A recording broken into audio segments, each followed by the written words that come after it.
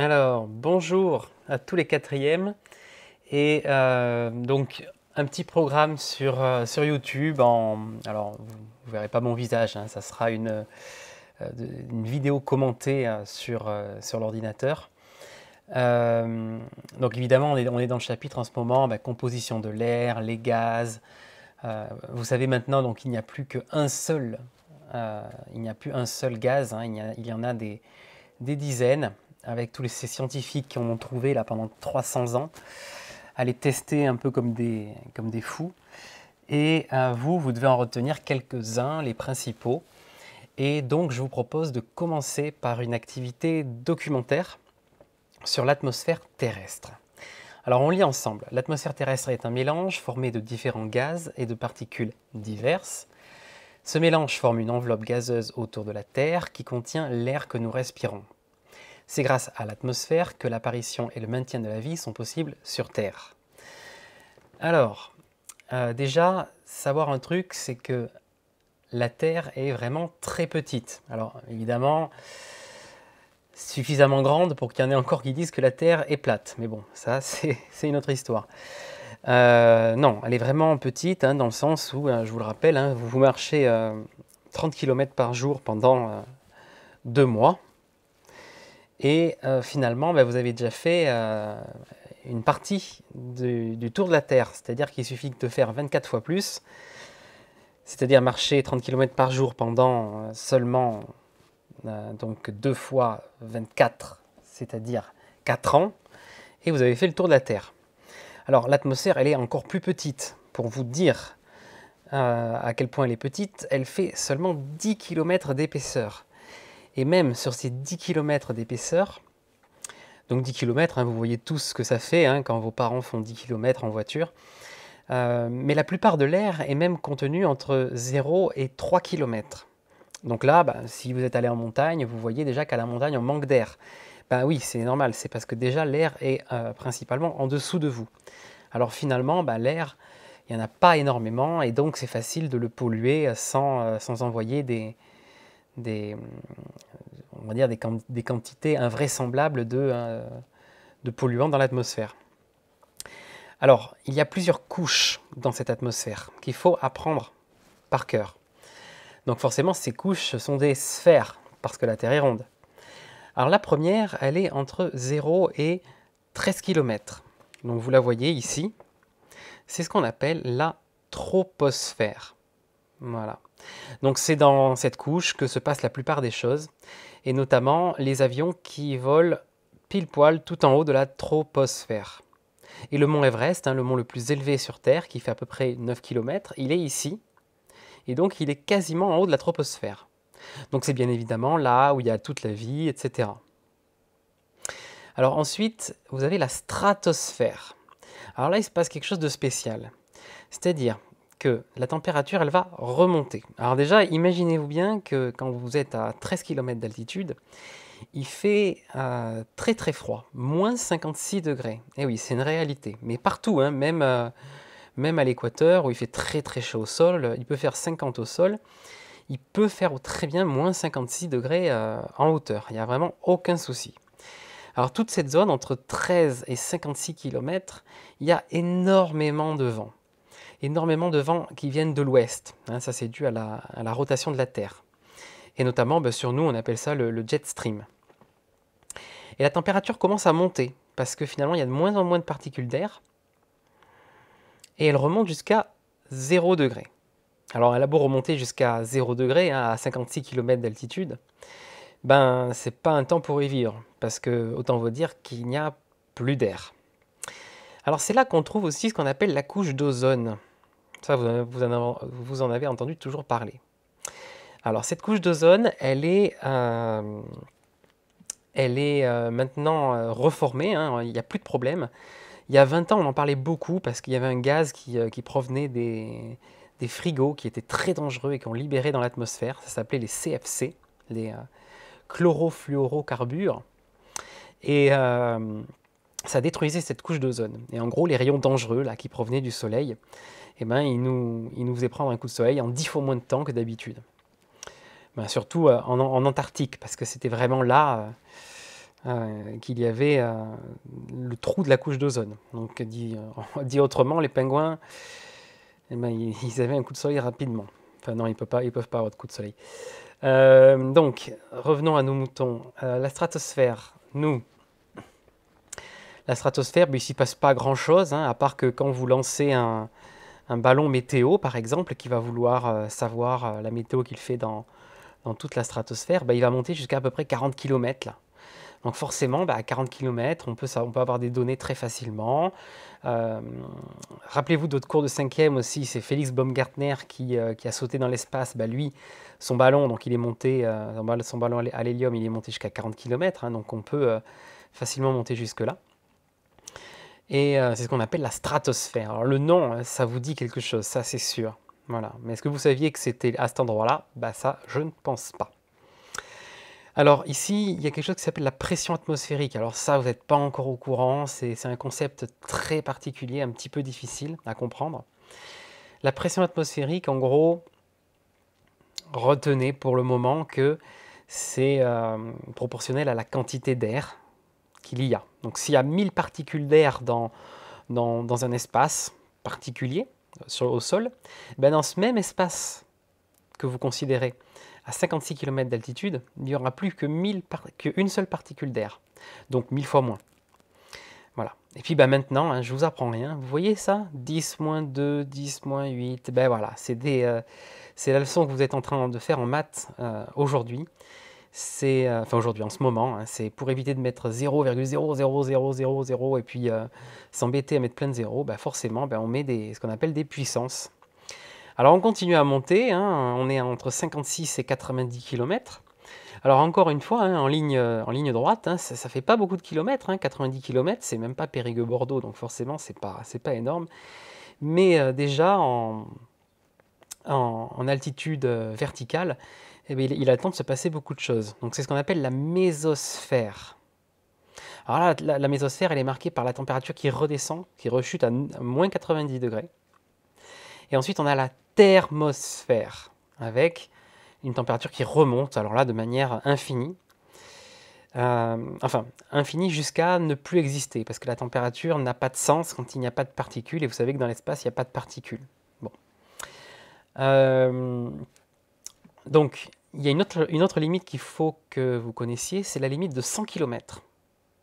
Alors là, c'est simple, hein, c'est l'espace. Voilà, 100 km, c'est l'espace. Donc en gros, si quelqu'un vous dit un jour, dans 20 ans, 30 ans, s'il y a des vols dans l'espace, ben, s'ils disent je suis allé dans l'espace, ben, demandez-lui s'il est allé au-dessus de 100 km. Parce que si c'est le cas, ben, ça veut dire que oui, il est allé dans l'espace. Sinon, ben, ça veut dire que non, il n'est pas allé dans l'espace. Donc ça, c'est super important. C'est la limite entre ce qui est en dessous, là, l'atmosphère, et ce qui est au-dessus des 100 km, qui est l'espace. Donc ces 4 couches à retenir. Vous voyez, c'est vraiment pas compliqué. Et alors, par contre, ce qu'il faut comprendre, c'est que dans toute la troposphère, il y a beau avoir moins de particules, eh ben, si on prend donc un diagramme camembert, donc l'ensemble des particules, donc si on prend par exemple 100 particules, la proportion sera toujours la même, en tout cas dans la troposphère. C'est-à-dire qu'il y aura 78% de diazote. Je vous rappelle, le diazote, c'est le gaz inutile. C'est le gaz, il existe, on le respire, il ne nous sert à rien. C'est le gaz, il ne réagit pas dans les réactions chimiques, enfin, il ne nous sert à rien. Donc voilà, retenez ça. Ensuite, 21% de dioxygène. Donc alors là, celui-là, autant vous dire que c'est celui qui nous permet de respirer. Hein, donc il y en a 21% dans l'air. Et c'est par rapport à la vidéo du mystère de la matière, c'est ce qu'ils appelaient le super air, c'est le dioxygène. Et puis après, seulement de 1% d'autres gaz. Et ça, il faut bien se rendre compte qu'en fait, 1% d'autres gaz, c'est vraiment très peu. Et il y a tous les autres gaz que vous puissiez imaginer. Donc c'est-à-dire que s'il y a un peu d'eau sous forme vapeur, s'il y a un peu d'hélium, là, le gaz à effet à voie de canard, vous pouvez imaginer quoi d'autre? Vous pouvez imaginer le CO2. Hein, quand on parle qu'il y a beaucoup de CO2 dans l'air, en fait, non, même pas, enfin, moins d'1%, quoi. C'est contenu dans les 1%. Et c'est ce 1% qui fait que ça retient la chaleur tout autour de la Terre. Hein. Donc il faut bien imaginer que c'est très très peu. Hein. Donc ça, il faut vraiment l'apprendre. Hein. Si vous voulez retenir de manière grossière, on va dire, c'est vraiment 80% de diazote et 20% de dioxygène, hein. C'est vraiment la proportion. Et ça, vous ne pouvez pas y échapper, vous devez vraiment le connaître, hein. Voilà. Alors, ensuite, la respiration, ici. Inspirons et expirons dans un oxymètre. Ça, c'est un appareil que j'ai pas. Mais bon, cet appareil affiche directement le pourcentage de dioxygène dans l'air en contact avec la sonde. Donc si vous respirez 21% de dioxygène, eh ben vous en rejetez quand même 18,5%. C'est-à-dire qu'en gros, loin de là l'idée que tout le dioxygène que vous respirez se transforme en dioxyde de carbone. Non, non, non. Mais un petit peu. Mais déjà, croyez-moi, respirer déjà juste 18,5% de dioxygène plutôt que 21%, la différence, vous la verrez. Alors, notamment, hein, vous soufflez dans un ballon de baudruche, et puis vous vous rendrez compte que l'air que vous expirez, si vous le respirez encore une fois, il sera déjà beaucoup moins agréable à respirer. Alors après, ne le refaites pas trop de fois, parce que sinon, à force d'inspirer et expirer, vous allez tellement aspirer de CO2 et puis tellement peu d'oxygène que c'est un comportement dangereux. On peut tomber dans les pommes à ce genre de choses. Donc, l'homme, les animaux et les végétaux respirent, tous consomment du dioxygène et rejettent du dioxyde de carbone. Le dioxygène est nécessaire à la vie. Alors vous verrez, hein, bientôt, dioxygène et dioxyde de carbone, on va l'écrire sous forme de formule chimique. Et alors le pire, c'est que vous les connaissez déjà. Alors donc du coup, vous allez les redécouvrir et vous allez faire « Ah, mais oui, bien sûr ». Alors comment s'appelle l'enveloppe gazeuse qui entoure la Terre? Ça, c'est les questions pour voir si vous avez bien réussi à retenir. Alors, tic-tac, tic-tac. Bon allez, on arrête de faire durer le suspense, hein, forcément, c'est ce qu'on appelle l'atmosphère, tout simplement. Quelle est son épaisseur? Alors, quelle est son épaisseur? Alors, bien qu'il y ait plusieurs considérations de l'épaisseur de l'atmosphère, moi j'aimerais que vous choisissiez 100 km. Voilà, pour dire en dessous c'est l'atmosphère, au-dessus c'est l'espace. Ensuite, quels sont deux principaux gaz qui constituent l'air? Bon, en fait finalement vous n'avez plus que ça à retenir, hein. Du coup, diazote et dioxygène. Donnez la composition de l'air sous la forme de 3 pourcentages. C'est pas comme si c'était marqué ici, hein. Là, c'est un peu facile. L'air est-il un corps pur? Alors, on a vu en classe de 5e ce que c'était qu'un corps pur, c'est-à-dire avec un seul composant à l'intérieur. Ben non, il n'y a pas qu'un composant dans l'air, il y en a plusieurs. Donc du coup, c'est ce qu'on appelle un mélange. Imaginez, hein, quand vous respirez, il y a plein de petites particules que vous respirez. Et ben, dans ces particules, il y en a qui ont une forme et d'autres qui ont une autre forme. Hein, c'est tout simplement pas les mêmes. Recopiez la phrase du document sur la respiration qui donne la conclusion de l'expérience. Alors, donc sur la respiration, il faut recopier cette phrase-là. Bon, vous le faites mentalement, hein. Quel est le gaz rejeté par la respiration des êtres vivants? Le dioxyde de carbone. Et je rappelle, pour ceux qui ne se rappellent plus donc de Le mystère de la matière, c'est bien le gaz qui éteint une flamme. Voilà, donc, du dioxyde de carbone pur. La vie est-elle possible sans dioxygène? Alors le dioxygène est nécessaire à la vie, ça c'est ce qui est marqué dans le document. Après, rappelez-vous qu'il y a certaines formes de vie qui peuvent vivre sans dioxygène. Voilà, donc c'est un document que j'ai pris, il faut quand même quelquefois être critique et pas forcément lui faire confiance. Voilà, j'ai trouvé une autre activité avec des dessins un petit peu mieux faits, hein, notamment ce que je vous disais tout à l'heure, hein, cette fiche-là, avec les avions de ligne qui sont là, hein, dans la troposphère, les avions supersoniques qui peuvent monter un petit peu plus haut, donc à 20 km. Par contre, ils ne pourront pas monter beaucoup plus haut.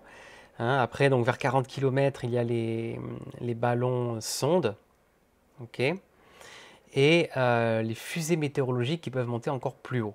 Voilà, donc vous avez un diagramme avec la température, etc. Et ici, donc pareil, alors là, c'est pas un diagramme camembert, mais du coup, vous voyez que dans les 1% qui restaient, c'est un gaz qui s'appelle argon. Hein. Donc en fait, finalement, dioxyde de carbone, 0,03%. D'hydrogène, 0,01%. Et puis néon, hélium, krypton, xénon, enfin tous ces gaz-là, c'est peanuts, hein, c'est 0,01%. Donc voilà, je vais absolument revenir sur ce graphique-là. Après, souvenez-vous d'autres choses. Les couches d'atmosphère s'appellent donc troposphère, stratosphère, mésosphère, hein, ça se termine par sphère. Eh bien, il y a aussi un autre nom qu'il faut retenir, c'est la limite entre ces couches, c'est-à-dire la surface imaginaire qu'il y a là, alors pas ici, hein, du coup, mais ici, là, à 10-13 km, à 13 km, ça c'est ce qu'on appelle la tropopause. C'est-à-dire qu'en fait, vous rajoutez le mot pause. C'est pour vous dire que c'est la limite entre les deux. Donc quand vous entendez tropopause, c'est pour vous dire en fait vous êtes à 13 km. Voilà. C'est tout. Après on a à peu près les mêmes questions, à part qu'on a une autre activité, hein, en se disant que finalement cette fois-ci c'est pas la respiration humaine, c'est donc ce qui se passe au niveau des plantes. Donc là vous l'apprendrez mieux en SVT qu'avec moi, hein. Mais c'est le processus inverse, c'est-à-dire que la plante consomme majoritairement, quand même globalement, du CO2 et rejette de l'oxygène. Alors on dit dioxygène pour être précis. Même si elle respire en consommant de l'oxygène et en rejetant du CO2. Mais globalement, elle consomme plus de CO2 pour rejeter plus de O2 qu'elle ne consomme de CO2. Voilà, retenez ça. Voilà, super important maintenant, c'est aussi une émission qui s'appelle Tout comprendre sur l'atmosphère. L'esprit sorcier, c'est une émission de 2015. Et alors, évidemment, forcément, en vidéo, c'est tout de suite beaucoup, beaucoup mieux, hein. Donc, il y a Fred de C'est pas sorcier qui nous explique l'atmosphère, Quesaco. Donc, à vous de le regarder précisément, hein. C'est vraiment très bien fait, avec la troposphère, la stratosphère, la mésosphère, la thermosphère, donc les aurores boréales qui s'y passent là-bas, la fameuse limite des 100 km que je vous ai parlé, hein, qui porte un nom qui s'appelle ligne de Kármán. Voilà. Vous y verrez dans ce document aussi les rayons solaires. Qu'est-ce qu'ils font, hein? Donc du coup, il y en a une partie qui arrive sur Terre, d'autres qui repartent vers l'espace parce qu'ils sont réfléchis par la surface terrestre comme un miroir. Voilà, donc je vous laisse regarder ça, c'est très bien fait, très bien animé. Qu'est-ce que ce fameux réchauffement climatique? À quoi est-il dû? Donc il en parle. Et puis après, il fait quelque chose que vous devez absolument apprendre, hein, c'est toute l'histoire de la Terre depuis sa création il y a 4,6 milliards d'années. Et du coup, chronologiquement, il détaille qu'est-ce qu'il y a eu, quand c'est qu'il y a eu les premiers êtres vivants, etc. L'extinction, la dernière de masse, hein, donc les dinosaures. Ensuite, vous avez un dossier sur l'atmosphère, donc c'est-à-dire l'atmosphère, il n'y en a pas que sur Terre, il y en a aussi sur d'autres planètes. Et quel est le point commun entre toutes ces atmosphères? Notamment le Soleil, il a aussi une atmosphère. Quelle température fait-il sur les autres planètes? Et vous verrez que ça a un lien direct avec la présence d'une atmosphère ou pas. Ensuite, on parle forcément de Mars, hein. Donc Mars qui est de plus en plus repoussé, hein, notamment avec cette épidémie-là. Maintenant, le robot qui devait être envoyé cette année ne va être envoyé que dans 2 ans, hein, parce que c'est bien cet été que la planète Mars est la plus proche de chez nous.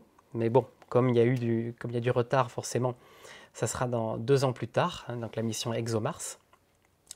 Et vous verrez, donc vous découvrirez que sur Mars, il y a une petite couche d'atmosphère, donc les problèmes que ça pose, etc. Voilà. Alors après, l'atmosphère, vous verrez que la composition sur Mars, elle n'est pas du tout pareille. C'est pas de l'air, on ne peut pas respirer. Et puis même si c'était de l'air, il n'y en aurait pas suffisamment. Il n'est pas assez concentré. Et là, on parle de plein de planétoïdes, donc de satellites. Hein. Vous savez maintenant ce que c'est qu'un satellite naturel d'autres planètes avec des planètes assez intéressantes. Donc là, bon, là, c'est Pluton. Et puis après, ben, il y a vraiment des satellites à proprement parler, Titan. euh, voilà. Et puis après, on parle des exoplanètes. Donc les exoplanètes, ça, vous allez voir, c'est assez... ça paraît super compliqué, en fait, c'est super simple. Pour trouver des exoplanètes, il faut déterminer, il faut trouver une étoile qui brille moins à un moment. Hein. Et si elle brille moins, ben, c'est parce qu'il y a une planète qui est passée devant à ce moment-là, tout simplement. Et donc maintenant, les scientifiques en connaissent plus de 4000. Donc je rappelle, une exoplanète, hein, c'est une planète qui est hors du système solaire. C'est-à-dire qu'il ne tourne pas autour du Soleil, mais autour d'une autre étoile. Voilà. Donc là, il raconte, le scientifique, pas mal de choses, pas mal de questions. Pourquoi le ciel est-il noir la nuit, etc. Pourquoi envoie-t-on des télescopes dans l'espace? Enfin, plein de questions super intéressantes. Pourquoi a-t-on besoin d'un scaphandre sur la Lune? Ça répond à beaucoup, beaucoup, beaucoup de choses. Donc, regardez-le bien jusqu'au bout. Voilà. Et alors, généralement, en cours, eh ben ce type de vidéo, ça amène à un QCM, hein, que j'ai préparé pour vous.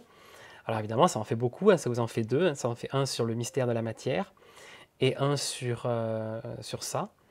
Mais c'est vraiment des concentrés de vidéos qui sont excellentes. Et puis, ben, pour le moment, hein, en ces temps actuels, c'est vrai que le QCM, c'est quand même ce qu'il y a de mieux. Donc, travaillez-le bien, regardez cette vidéo en détail. Et puis, sinon, comme je vous ai mis dans le cahier de texte, je suis disponible sur l'adresse email henrilanares24@gmail.com et uniquement sur celle-là. Donc n'hésitez pas à me poser des questions sur cette adresse-là. Et puis, je vais maintenant vous présenter justement les manuels sur lesquels on va être amené à travailler, parce que vous vous êtes rendu compte pour toutes les matières que le gouvernement a fait passer une liste de manuels assez important et surtout libre, hein, sans aucun code. Donc c'est pour cela qu'on va travailler dessus. Donc je vais vous faire une courte présentation de ce manuel et puis après, ben, les consignes, vous les avez dans le cahier de texte. Nous voilà sur mes manuels à la maison. Donc ça, c'est depuis quelques jours, vous avez accès à tous les manuels de toutes les matières. Regardez-moi ça. Si vous voulez même faire je sais pas moi, du bac, de la terminale, du BTS, hein, pour même carrément faire comme des grands frères, bah, vous pouvez même. Voilà, bon, nous, on va prendre bien sûr cycle 4 et même particulièrement quatrième, tant qu'à faire. Et puis discipline, bon ben la mienne, hein, forcément, hein, physique-chimie. Et pas sciences physiques, c'est bien physique-chimie, vous le sélectionnez. Et voilà, les 3 livres de quatrième qui vous sont donnés.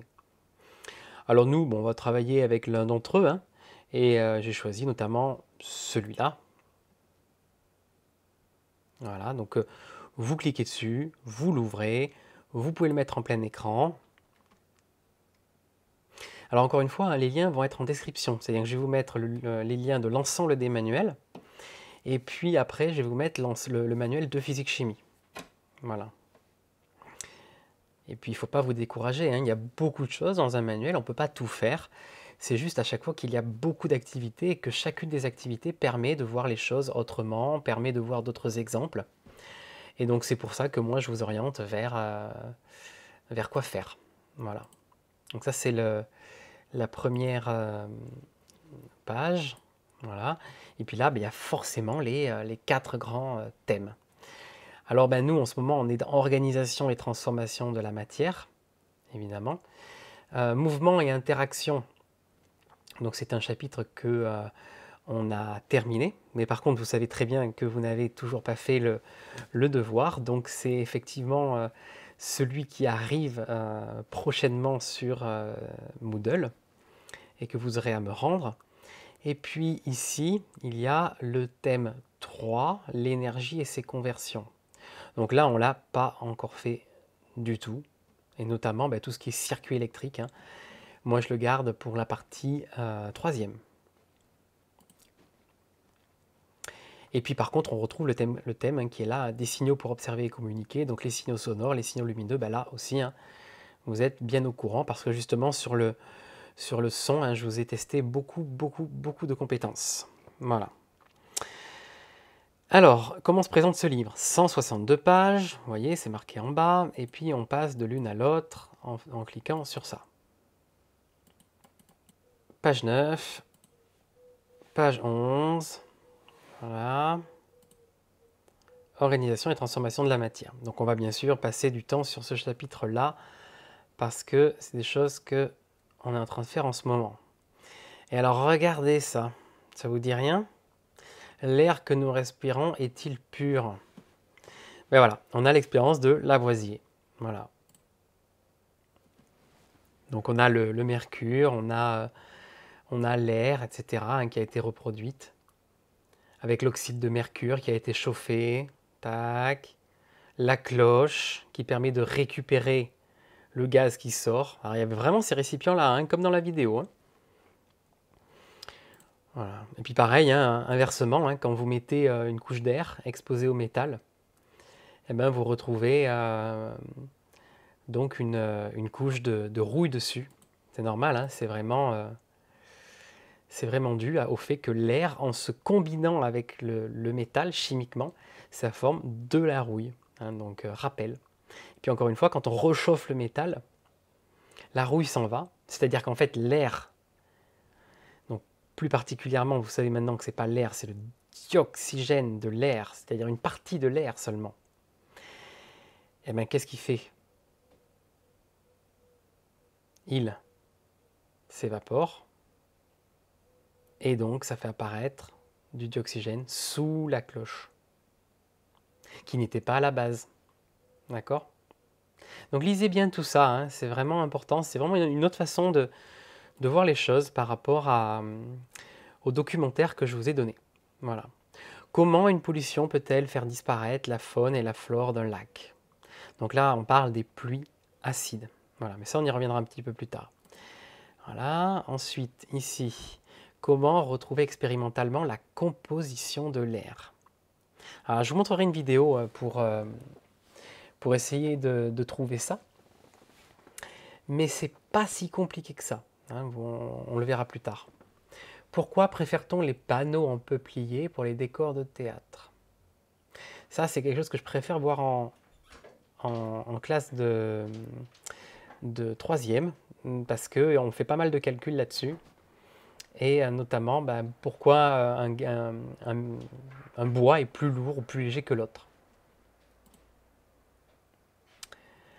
Et là, là on passe vraiment à la partie manipulation, c'est-à-dire que avec les concentrations, donc une solution qui est plus ou moins sucrée, hein, vous comprenez bien que si vous mettez un sucre dans un verre d'eau, c'est pas pareil que deux.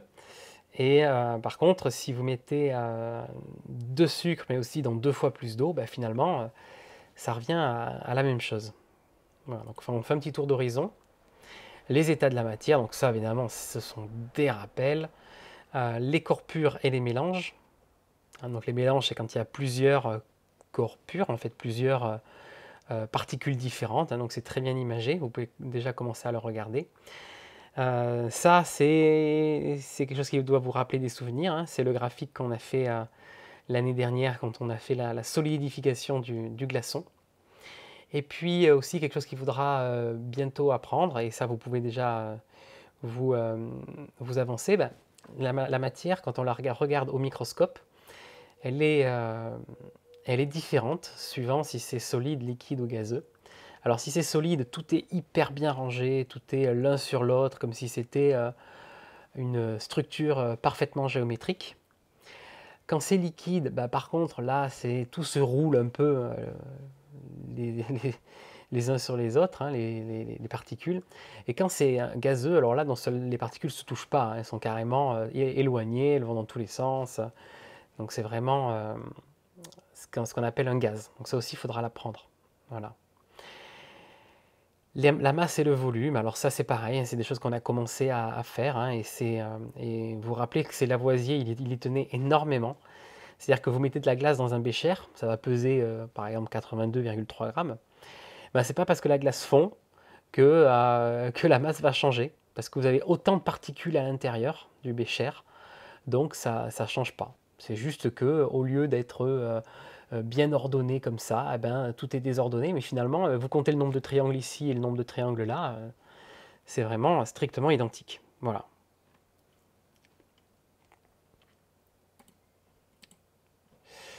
Donc là, bien sûr, ben, on retrouve les fameuses proportions, hein, c'est-à-dire ce que vous devez connaître par cœur, que je vous ai montré ben, avant. Donc là, vraiment, concentrez-vous cette semaine sur ça. C'est vraiment le plus important. Ça, pas pour le moment. Hein.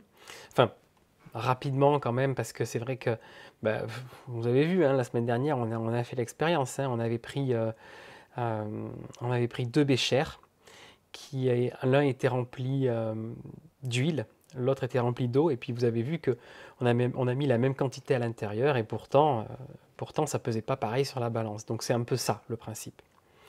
Mais concentrez-vous sur ça, surtout. Hein, c'est vraiment en rapport avec le mystère de la matière. Et puis après, forcément, une série d'exercices. Voilà. Comment une lampe à lave artisanale fonctionne-t-elle? Vous voyez, ils ont eu la même idée que moi.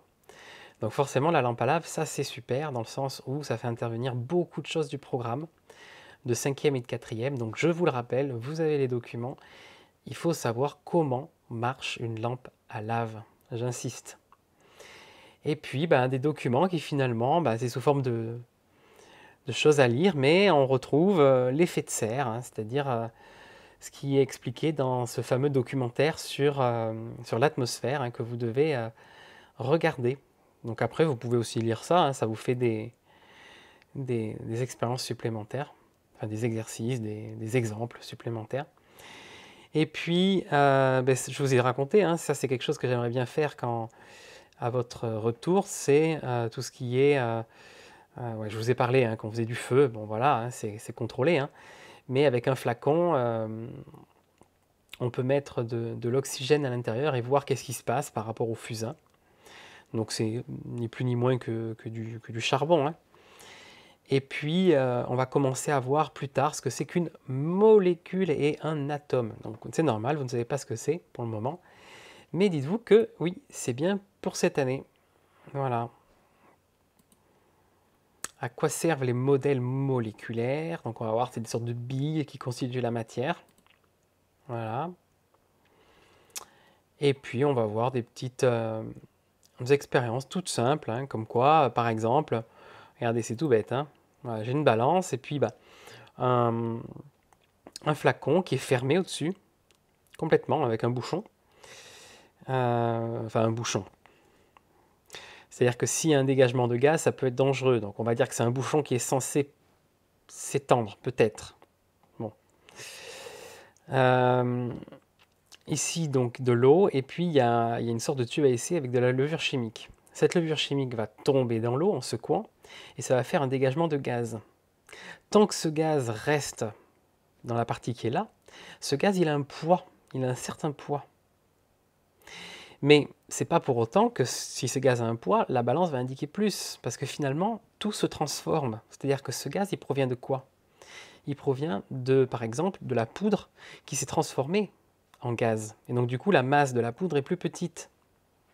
Mais en gros, la masse totale est toujours la même, parce que rien ne s'est échappé. Rien ne s'est créé. La masse est toujours la même. C'est un principe qui est assez simple en fait à comprendre, et on le vérifie ici comme ça. Voilà. Donc, je vous l'ai expliqué tout à l'heure avec le bécher, et puis le changement d'état, ben, ça marche aussi en chimie, hein, c'est-à-dire que les particules, elles s'assemblent différemment, mais elles ne disparaissent pas, elles ne se créent pas, etc. etc. Voilà. Donc regardez au microscope, ça donne ça. Hein, un bécher rempli d'eau, ben, on voit plein de petites têtes de Mickey là, et c'est bien des molécules d'eau. Voilà, donc on en parlera plus tard de ce que c'est. Alors ça, voilà, pour vous donner une idée, c'est quelque chose à apprendre pour plus tard. Tac, donc ça, c'est ce qu'on appelle des équations chimiques. Donc ça, on terminera par ça dans l'année. Ça, on ne le verra pas du tout. Alors je sais que c'est très simple, hein, qu'on pourrait le faire en quatrième, mais en fait, on le voit en troisième. Voilà. Donc ça, c'est justement l'expérience que je veux vous faire faire. Et puis là, vous voyez, hein, c'est très coloré, il n'y a pas beaucoup de gros nombres, hein, c'est la chimie, il n'y a pas trop de gros calculs. Donc on repart un peu à zéro, et puis on arrive sur l'organisation de la matière dans l'univers. Donc là, oui, c'est pour vous cette année. C'est le chapitre sur l'astronomie avec donc planètes, étoiles, galaxies, météorites, gros cailloux, comètes, etc. Qu'est-ce que c'est que chacun de ces objets, etc. Voilà, les grandes distances. Et puis, bon, dans ce chapitre, on va parler de puissance de 10. Vous les manipulez en maths. Vous comprenez que si on doit mettre autant de zéros, ça serait un petit peu long. Donc, on est un peu feignant. On va quand même pas en mettre beaucoup, des zéros. Donc, on va mettre ce qu'on appelle des puissances. Voilà. Bon, je vais plus vite que l'affichage. Les galaxies. Et on arrive sur mouvement et interaction. Et là, bon, clairement, c'est des choses qu'on ne verra pas une autre fois. Là, vous connaissez, vous en souvenez, la carte des vents, le tracé des flèches, les chronophotographies, etc., etc. Et puis, si vous voulez réviser le chapitre actuel, même s'il y a tout ce qu'il faut dans votre cours, n'oubliez pas que vous pouvez trouver encore des exemples ici. Et notamment la fameuse relation P égale M fois G, à apprendre par cœur, et en sachant que il ne faut pas apprendre les chiffres qui sont là, 9,8 évidemment, il ne faut pas l'apprendre. Voilà, je vous le donnerai dans le texte. Donc ça va arriver bientôt. Plein d'exercices, on vous demande quelle est la bonne formule, on vous demande de calculer, et on vous demande aussi quelquefois de dire quelles sont les actions qui s'exercent dessus. Identifier le poids, tac, tac, tac. Voilà, représenter un poids à l'échelle. Donc vous vous en souvenez, la petite échelle. Si ça fait 0,5 newton, et bien la flèche, comme elle est combien? 2 fois plus grande que l'échelle. Du coup, le total, ça fait 0,5 fois 2, donc 1 newton. Donc du coup, la grenouille, elle pèse 1 newton. Donc ça fait 100 grammes sur Terre, donc c'est cohérent. Donc, le mot de la fin, c'est pour terminer, c'est le travail que vous avez à faire. Donc, maîtrisez bien le mystère de la matière, ce qui est sur ma chaîne YouTube, Henri Lanares. Maîtrisez bien le début de la vidéo d'aujourd'hui, qui est sur l'atmosphère. Donc, ce document, je vais vous le donner aussi. Et pour l'instant, c'est déjà pas mal, parce que déjà la semaine prochaine, vous devrez regarder plus précisément donc, ce documentaire sur l'esprit sorcier, parce que je vous interrogerai là-dessus sous forme de QCM. Donc on va vraiment séparer les choses. C'est-à-dire que cette semaine, il va y avoir en premier le devoir sur les interactions, exactement comme prévu. La semaine prochaine, il y aura le QCM sur les mystères de le mystère de la matière. Okay. Et la semaine suivante, il y aura le questionnaire sur l'atmosphère. Voilà. Donc finalement, vous avez pas mal de boulot parce que ça vous fait exactement 3 devoirs consécutifs. Voilà. Mais c'est plus de devoirs que d'habitude, mais en même temps, travailler à distance, c'est aussi... je dois plus vous contrôler pour être sûr que vous ayez bien appris. Donc, bonne chance à tous et n'hésitez pas si vous avez des questions. Allez, au revoir.